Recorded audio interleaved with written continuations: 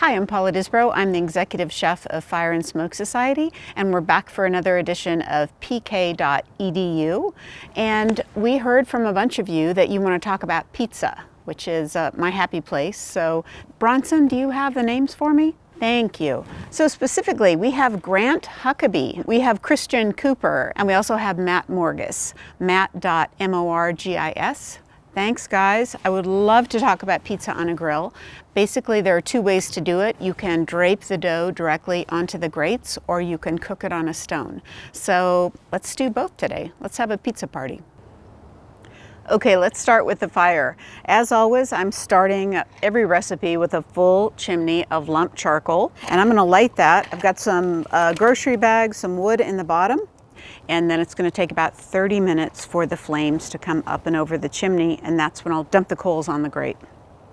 Okay, our fire looks good. Most of the coals are covered with a fine gray ash, and they're glowing red, which is exactly what I want. You know, normally I do a 2-zone setup. For pizza, I do a 1-zone setup because I want it nice and hot and an even heat.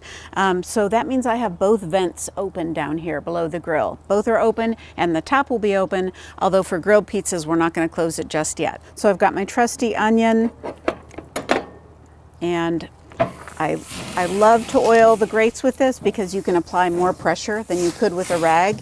And you know, we're going to be putting raw dough on the grates. So I like to have it generously oiled so it don't have any problems sticking.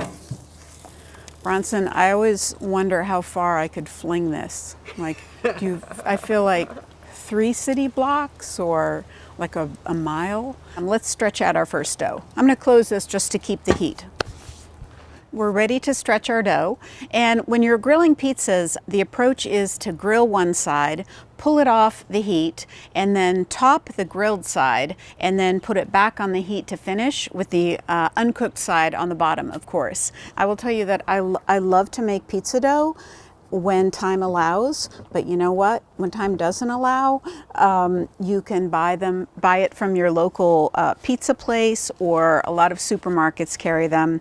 Whatever is easiest for you. When I do make my own dough, I like to make it the night before because then it can rise and have a slow fermentation in the fridge. Has a lot of flavor. So I'll put my favorite recipe on our website, but I will say I was busy yesterday, so these came from Thank You Home Slice Austin. I went ahead and bought them, and that makes your life really easy. So what I did is I started just using my fingers to push it out, and then I'm using my knuckles like that, and I'm letting the weight of the dough sort of drape down, and that pull, you know, you're not stretching it, there's less of a risk of tear. You're just kind of letting the weight of the dough drape down and pull into a nice round. Whoop. And sometimes it slips out of your fingers. So this guy's ready. So let's go over to our oiled grate. And now I'm going to drape the dough directly on the hot grates, pre-seasoned. You have a few quick seconds to use your fingers to straighten it out. So look here, we're going to get some nice color. We're not going to burn it, but we're going to get enough to where one side is cooked, like kind of a chewy flatbread. Woo! See, it happens fast, and that's perfect, but it takes 1 to 3 minutes. So it's not something, don't try to Instagram your pizza as it's cooking or get too chatty because it's going to burn. The whole process of grilling pizzas is a blast for me. It's a great thing to center a party around or a family dinner, but when it comes to topping, that's really the fun part. I want to share my favorite tomato sauce, which is also the world's easiest tomato sauce. Start with San Marzano tomatoes. That's really important. All you do, right? This isn't cooked, it's straight out of the can. I'm going to add a little bit of salt and a little bit of pepper and just a little bit of olive oil. And mix it together, and boom, that's my sauce. And the reason is, our grill is going to be around 500 degrees, so the tomatoes are going to blister very briefly and cook while the pizza cooks.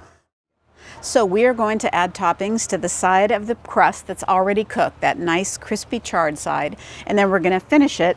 Get out of here, Schnitzel.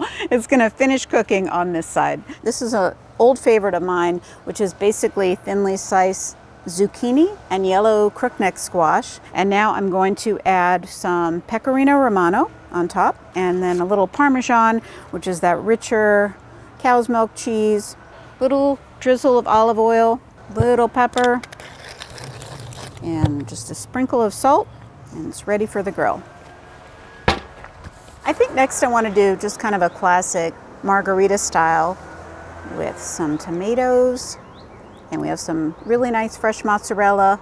Less is more with pizzas if you want to maintain a nice texture. A little drizzle of olive oil, little pepper, little crushed red pepper flake, and a little flaky salt. Fresh oregano. You don't even have to chop it, just right off the stem. I'm just going to put this baby over the fire. Let's do one more grilled pizza. I blanched some asparagus for just a second so it would hold its color. I'm going to top it with some goat cheese crumbles and a little pepper. You might not think of seasoning a pizza, but it really makes a difference. A little pepper, a little drizzle of olive oil, and a little flaky salt. And put this guy on there. Okay, while our pizza stone is heating, Bronson and I need to keep our strength up. So I want to dig into this zucchini pie and see how we did. And it's nice. We have two crispy charred sides, but it's still got that chewy sort of flatbread quality. Bronson, get in there and try a piece. Looks pretty good. Okay, we've got grilled pizzas under our belt. Now we're gonna start cooking on the pizza stone. Preheated pizza stone, it's nice and hot when you put the dough down, is a one-step procedure.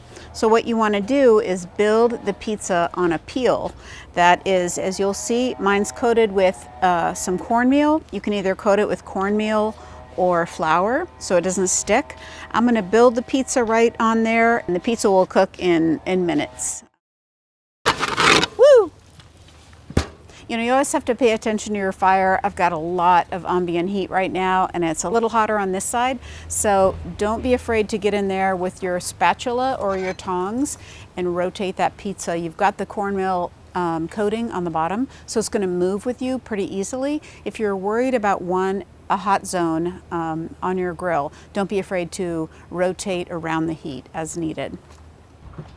Okay, wow, this is a beauty, and we've had a lot of fun today. We've cooked pizzas two ways. We've grilled them directly on the grates, and we've used a pizza stone, and man, look at the results, Bronson.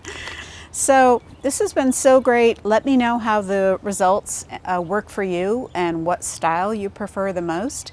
And please keep sending us your ideas, because this is a lot of fun. I can't wait to see what we're gonna tackle next. I'm gonna venture that making pizzas yourself is gonna limit your takeout because the results are so satisfying.